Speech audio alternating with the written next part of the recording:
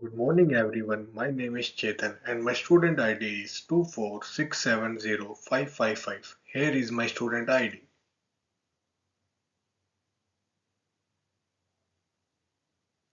Thank you. I am a student of Southern Coast University Perth campus and my course is Masters of IT with specialization in cybersecurity. So today I am here to discuss my topic that is project risk management strategies. So this presentation addresses the process by which project management determine and handle uncertainty and choose appropriate risk response strategies for their projects. First, I will describe what project risk management is and why it is done. Then I will go through four main risk response strategies: avoidance, mitigations, and transfers and acceptance. Lastly, I will imply these strategies in analyzing three real-life projects: Crossrail, HS2. HS2 is basically high speed, and Irish Rail National Train Control Center. So in slide 2, it's basically an introduction part. Project take place in an environment full of uncertainty, where issues related to technology, finance, schedules, safety, and stakeholders can have an impact on project goals. Risk management is a process which enables project management to recognize uncertainties and decide about dealing with them. This way, they can take preventive actions instead of reacting after the risk became a problem. In my presentation, I will discuss the purpose and processes associated with the risk management and afterward examine four main risk responses, which are avoidance, mitigation, transfer, and acceptance. For the purpose, I will use Crossrail, HS2, and the Irish Rail National Train Control Center as a case studies, and we can also say example. One thing to remember is that risk management is ongoing since risk can evolve during the project. From 2023 in the Colpo bugs. In our slide 3, it's basically a project risk management. Project risk management is an organized way of analyzing, evaluating, responding to a control uncertainty that could impact the success of project. The source of uncertainty may include threats that arise from potential delay, higher costs, technological failure, or safety concerns. In addition, uncertainty could lead to opportunity for the project. Risk management has to incorporate it in the planning process of a project and involve proper decision making. The tasks should have defined roles and communication among the project managers, team members, contractors, and the stakeholders. Above all, risk management has to remain an ongoing process throughout the life cycle of a project instead of being a one-off effort at the planning stage. Right? In our next slide, we are going to discuss the purpose and the key activities in the project management. The main aim of project risk management is increasing the chances of success and minimizing the negative effects that can result for possible threats. There are four key processes. The first is the risk identification process, whereby managers identify what influences the project in terms of scope, cost, time, quality, and the safety of our laborers and the workers who are working on site. The secondary is risk assessment, where manager assess the risk in terms of how likely it will happen and its effect on the project and prioritize the risk. Thirdly, there is a risk response process whereby managers plan what needs to be done in the case the risk happens.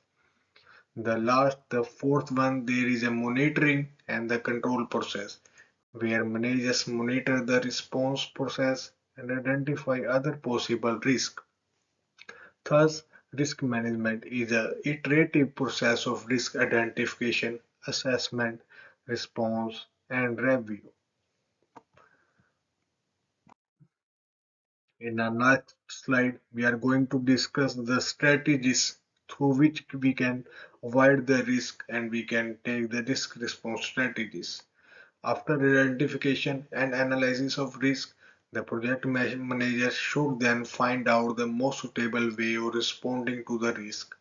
Risk avoidance is the first strategy, which involves the change of the approach method and plan to eliminate the risk. Mitigation of the risk is the second way in which the risk cannot actually be eliminated, but its probability or effect can be reduced. Some examples including conducting further tests, training and control. Transfer of risk is the third strategy. It involves transferring of responsibilities and financial liability to other parties such as contractors, specialized suppliers, and the insurance companies. Project management, project manager should, however, keep monitoring the risk. The last one is the risk acceptance, which involves keeping the risk since there is nothing more than can be done concerning it. Contingency planning may, however, be used. It is crucial to note that project manager should not use the same way of managing all the risk because we know there is high level risk and low level risks. So according to that, he have to manage that risk, right? The right strategy depend on the nature, cost, and circumstances of the risk among others, right? Now we are going to discuss the real project example. First one is the Crossrail. So Crossrail is like a very good example for risk management in a complicated infrastructure program. In the project, there was construction railway system, stations, integration, commissioning, which created many technical and organization risks. Crossrail followed a systematic process for identifying, evaluating, and managing the risk. One aspect that should be noted is risk ownership. Risk ownership was delegated to the person or organization which could effectively manage the risk, right? The other aspect were mitigation targets, reviews, and governance. This implies that it is not enough just to identify risk. In addition, there should be a person responsible and action to minimize the risk exposure. Therefore, Crossrail is an example of risk mitigation, risk ownership, and risk monitoring. But at the same time, the problem related to the completion of the program show that risk management should go on the later stages of implementations. It's according to the Underwood 2018 module. In our next slide, we are going to discuss a real project example that is HS2 High Speed 2. HS2 offers another case where risk management is applied in large-scale infrastructure projects. Being a complex and big project, HS2 is faced by constructions, operations, health and safety delivery risk. As is mentioned in Health, Safety and Wellbeing Review 2024, hazard identification, application of the control measures and performance monitoring are essential. Concerning safety risks, mitigations of such as risk is especially important since there may be various serious issues for the worker that cannot be left without any control measures. Furthermore, performance monitoring is important since the nature of risk may differ during construction. The main lesson offered by HS2 is that risk management in projects should consider not only cost and schedule aspects. There are other risks concerning health, safety, and operation that have significant consequences for people and project implementation. The third example is the real project example is Irish Rail NTCC. The Irish Rail National Train Control Center is a modern example of one which entails infrastructure and an important digital traffic management system. The 2026 letter from the National Transport Authority details delivery problems related to the traffic management system. This case illustrates how a technical risk became a program level, given that technology is integral to the delivery of the entire project. Furthermore, this case also emphasizes the importance of supplier and contract management, especially because complex technology like may require a third party vendor, right? The possible solution include additional testing and mitigation, improved supplier management, contingency plan, and other delivery methods. The key message is that project management should be ready to change their response if the initial delivery method became increasingly uncertain. Thus, the case highlights the importance of adaptive risk management in relation to technical and supplier risks.